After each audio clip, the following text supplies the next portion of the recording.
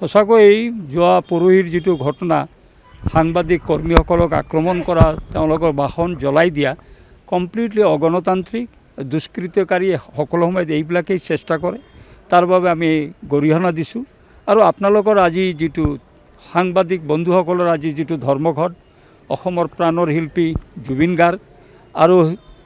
পৰহি হৈ যোৱা ঘটনাৰ নিন্দা কৰি যি আজি ধৰ্মঘট বহিছে তাৰ বাবে আমি তেওঁলোকক মৰাল সমৰ্থন দিছোঁ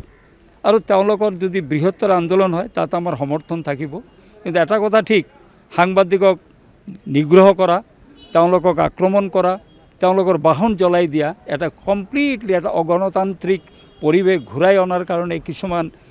ব্যক্তি বা স্বাৰ্থান্বেষিত মহলে এইটো চেষ্টা চলাই আছে তাক আমি প্ৰতিহত কৰিব লাগিব আৰু আজিৰ এই অৱস্থান ধৰ্মঘটৰ যোগেদি গোটেই অসমত তাৰেই প্ৰতিক্ৰিয়া আমাৰ সাংবাদিক নহয় আমি সকলো শ্ৰেণীৰ ৰাইজ অধিবক্তাসকলে ইয়াৰ আমি তীব্ৰ বিৰোধিতা কৰিছোঁ তেওঁলোকে যাতে ইয়াৰ দ্বাৰা যিসকল ব্যক্তি বা দল বা কোনো সংগঠনত যদি যুক্ত থাকে তেওঁলোকক কৰায়ত্ব কৰা হওক আৰু দোষীক শাস্তি বিহা হওক এইটো আমাৰ চৰকাৰৰ প্ৰতি আহ্বান দ্বিতীয় কথা সাংবাদিক বন্ধুসকলৰ যথেষ্ট নিৰাপত্তাৰ প্ৰয়োজন আছে কাৰণ তেওঁলোকে নহ'লে আমি সংবাদ জগতৰ সংবাদৰ পৰা আমি বিৰত হ'ব লগা হ'ব গতিকে তেওঁলোকক যাতে যথেষ্ট সুৰক্ষা দিয়া হয় তাৰ বাবে আমি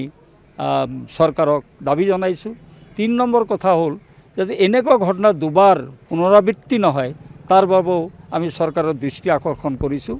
সংবাদ জগতত তেওঁলোকে যে স্বাধীনভাৱে সংবাদ সংগ্ৰহ কৰিব পাৰে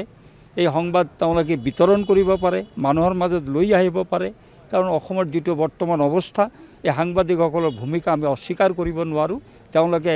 অগ্ৰণী ভূমিকা গ্ৰহণ কৰিছে গতিকে তেওঁলোকৰ ওপৰত হোৱা ঘটনাৰ আমি তীব্ৰ নিন্দা কৰিছোঁ আৰু তেওঁলোকৰ লগত আমি সদায় আছোঁ তেওঁলোকৰ গণতান্ত্ৰিক আন্দোলনত আমি সহযোগ কৰিম আৰু আমাৰ এটা মৰাল সমৰ্থন আছে এইখিনি আমাৰ আজিৰ তেওঁলোকৰ লগত আমি আহি যোগ দিছোঁ আৰু